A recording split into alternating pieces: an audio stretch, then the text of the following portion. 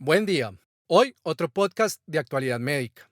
La gota es la artropatía inflamatoria más frecuente, afectando alrededor de 10 millones de adultos en los Estados Unidos de América. Aunque su etiología está bien comprendida y existen medicamentos de bajo costo que permiten su tratamiento, existe aún una brecha terapéutica en el tratamiento de esta enfermedad.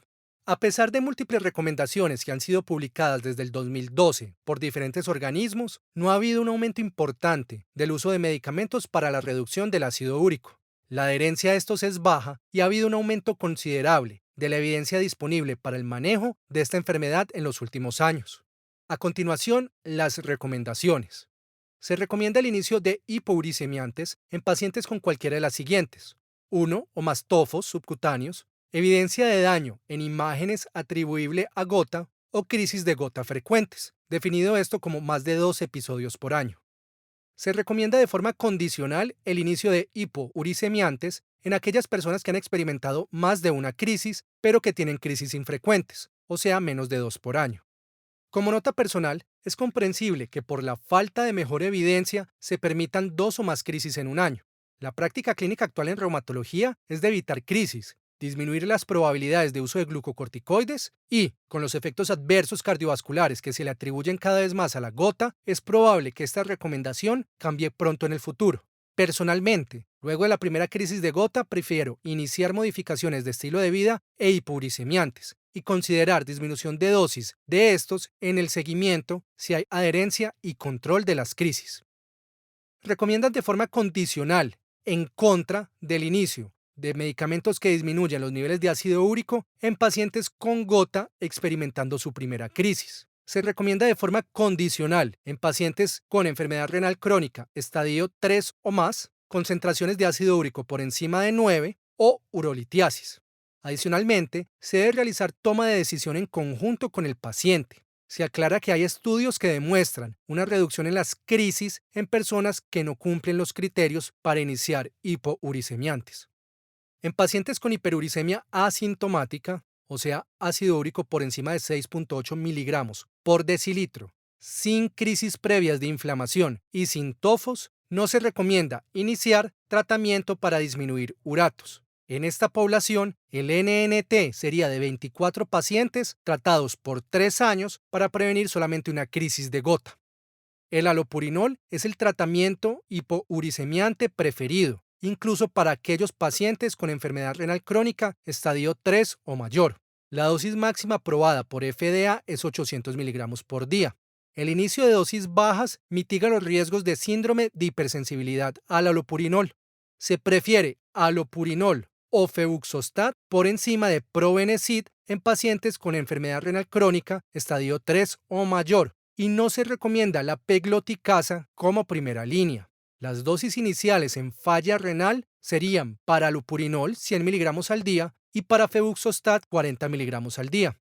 Existe evidencia suficiente que apoya la seguridad de ambos medicamentos en estas condiciones y que apoya la titulación de alopurinol a dosis mayores de 300 miligramos al día. En caso de utilizarse probenecid, se debe empezar también una dosis baja, 500 miligramos, 1 o 2 veces al día.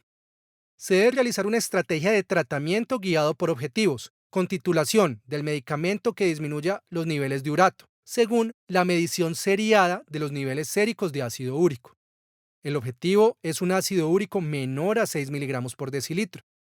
Se pueden utilizar protocolos de ajuste de dosis por proveedores de salud con entrenamiento para optimizar la estrategia T2T, incluyendo educación, decisiones en conjunto y protocolos de treat to target. Se recomienda continuar los medicamentos que disminuyan el urato de forma indefinida. Se puede considerar disminución de dosis en pacientes con remisión por al menos de un año y que ya no tengan tofos.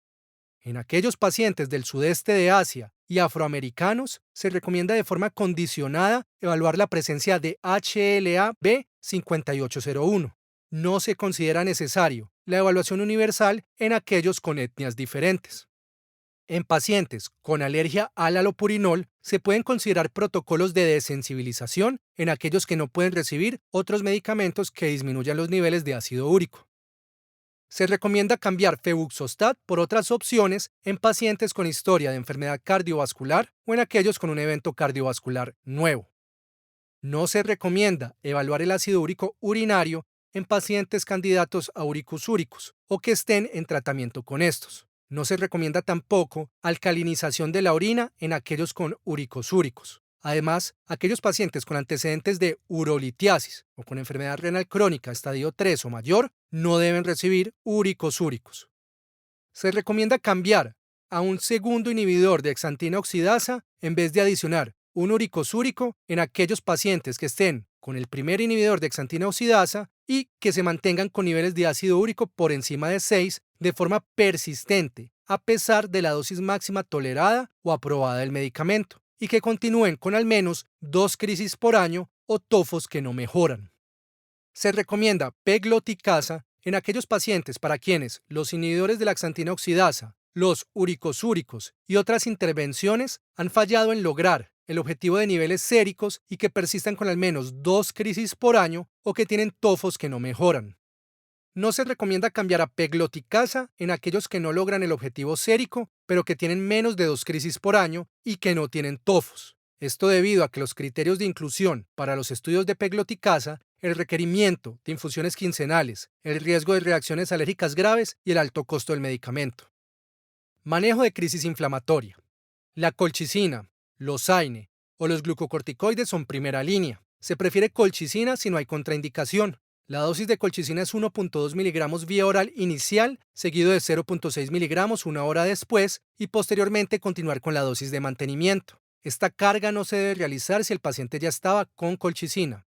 Se debe utilizar hielo tópico como adyuvante y se pueden considerar los inhibidores de interleuquina 1, si hay falla, intolerancia, eventos adversos o contraindicaciones para los medicamentos de primera línea.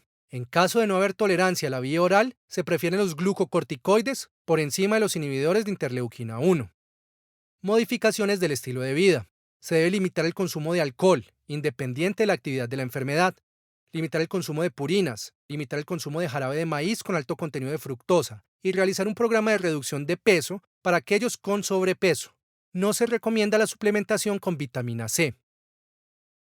Se deben tener en cuenta ajustes a la medicación que el paciente toma, cambiar hidroclorotiazida por antihipertensivos alternativos si es posible, preferir losartán en caso de requerir un antihipertensivo. No se recomienda suspender el ácido salicílico en dosis bajas si se utiliza como parte de una estrategia de profilaxis de eventos cardiovasculares, y no se considera necesario cambiar otros hipolipemiantes por fenofibrato. Aunque no se encuentran en estas recomendaciones, se deben tener en cuenta recomendaciones de otras guías y avances en la evidencia que complementan las de estas guías. Primero, mantener profilaxis de crisis con colchicina, AINE o glucocorticoides cuando se inicie el medicamento que vaya a disminuir los niveles de ácido úrico, por el aumento de riesgo de crisis en los primeros meses. Segundo, aunque no se indican niveles objetivos más bajos que 6 miligramos por decilitro de ácido úrico, no hacen una recomendación de qué tan bajo llegar. Se sabe que a niveles menores se obtiene una resolución más rápida de los tofos, pero consideran que aún no se cuenta con suficiente evidencia para poder realizar una recomendación. Tercero, cada vez toma más fuerza el concepto de no contraindicación para el inicio de medicamentos que disminuyan los uratos en pacientes que consultan durante una crisis de gota. Te invitamos a que participes en la sección de comentarios. ¿Qué quieres escuchar? ¿Cuáles son tus temas de interés? Síguenos en www.reumatología.online. Encuéntranos en Facebook y YouTube como Reumatología On Demand, en Instagram como Dr. Sebastián Herrera y en Twitter como reuma-online-. Los esperamos con información concisa y de actualidad en un próximo podcast.